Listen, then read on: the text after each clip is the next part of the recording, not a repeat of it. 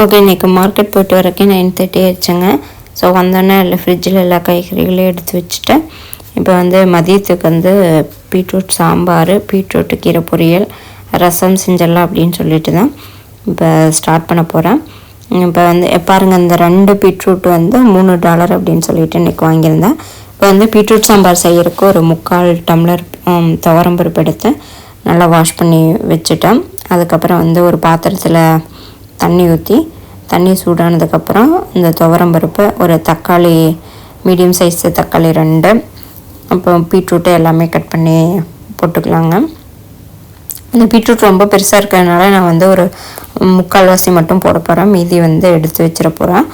So அதையும் cut பண்ணி போட்டுட்டாச்சு. அதுக்கப்புறம் இது கூட வெங்காயம், நான் வந்து பெரிய வெங்காயம் தான் யூஸ் பண்ண போகிறேன். சின்ன வெங்காயம் கிடைக்கல. பெரிய வெங்காயம் ஒரு வெங்காயத்தை கட் பண்ணி போட்டுட்டேன். அதுக்கப்புறம் ஒரு மஞ்சத்தூள் வந்து ஒரு 1/2 டேபிள் ஸ்பூன் போட்டுக்கிட்டேன். அதுக்கப்புறம் பெருங்காயம் வந்து ஒரு 2 க்யூப்ஸ் போட்டுக்கிறேன். சின்ன க்யூப்ஸாக அங்கே கிடைக்குது, அதனால் 2 க்யூப்ஸ் மட்டும் போட்டேன்.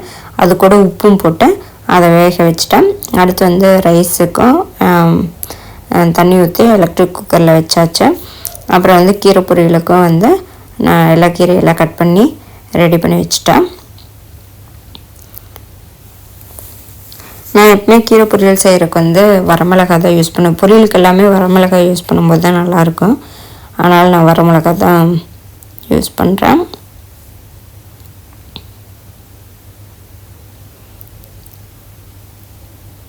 ஸோ கீரை பொரியலுக்குமே வந்து நான் அடுப்பத்தை வச்சு அதையும் தாளிச்சுட்டேன். இப்போ வந்து சாம்பாருக்கு வந்து கொத்தமல்லி பவுடர் ஒரு 1/2 டேபிள் ஸ்பூன் ஆட் பண்ணிக்கிட்டேன். அதுக்கப்புறம் சாம்பார் பவுடர் வந்து ஒரு 2 டேபிள் ஸ்பூனு. நாங்கள் வந்து சில்லி பவுடர் எதுவும் யூஸ் பண்ணதுனால sambar powder 2 table spoon. Suppose நீங்கள் சில்லி பவுடர் யூஸ் பண்ணுறீங்க அப்படின்னு சொன்னால் நீங்கள் சாம்பார் பவுடர் கொஞ்சம் குறைச்சிக்கலாம்.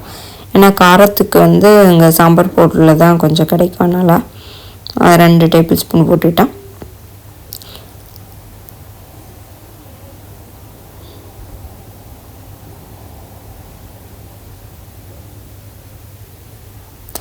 அதுக்கப்புறம் இந்த சாம்பாருக்கு வந்து தேங்காய் அரைச்சி ஊற்றணும்.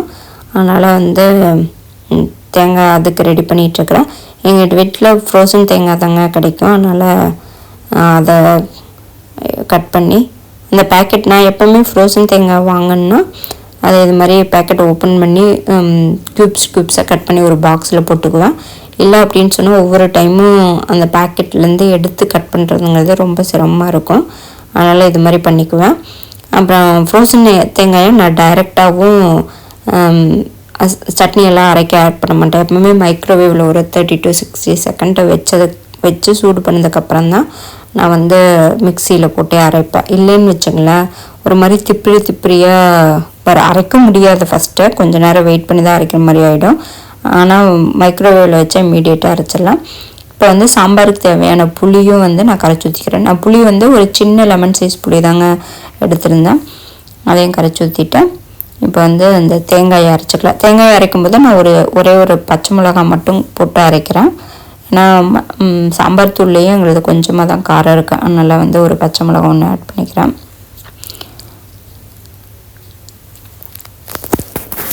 ஸோ மிக்ஸி அதையும் அரைச்சி எடுத்துகிட்டு வந்துட்டேன். ஆனால் பருப்பு நல்லா வெந்ததுக்கப்புறம் தான் நான் அந்த தேங்காயை அது கூட போடணும். அதுக்காக வெயிட் பண்ணிகிட்ருக்கேன். கீரை பொரியல் வந்து ரெடி ஆகிடுச்சுங்க. அடுத்து வந்து நான் ரசத்துக்கு ரெடி பண்ணிகிட்ருக்கிறேன்.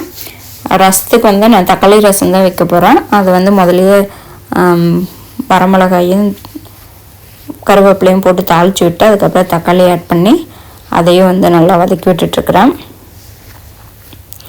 அதுக்கப்புறம் புளியெல்லாம் கரைச்சி ஊற்றி கொஞ்சம் பெருங்காயத்தூள் அது கூட போட்டுட்டேன். இப்போ வந்து ரசத்துக்கு நான் என்ன அரைச்சி ஊற்றோன்னா பூண்டு ஒரு 3 பல், மிளகு, சீரகம், கொத்தமல்லி கொஞ்சம், வரமிளகாய் கொஞ்சம், கருவேப்பிலை இதெல்லாம் தான் போட்டு அரைச்சி ஊற்றுவேன். இப்போ வந்து சாம்பாரை தாளித்து விட்டு அதையும் ஒரு பாத்திரத்தில் ட்ரான்ஸ்ஃபர் பண்ணிட்டேன். இப்போ ரசம் ரெடி ஆயிடுச்சுங்க, பொரியல் ரெடி ஆயிடுச்சு. சரி, இப்போ அப்பளம் கொஞ்சம் இருக்கிறதுனால சரி அப்பளத்தையும் பொரித்து வச்சிடலாம் அப்படின்னு சொல்லிவிட்டு அதை இப்போ ரெடி பண்ணிகிட்ருக்குறேன்.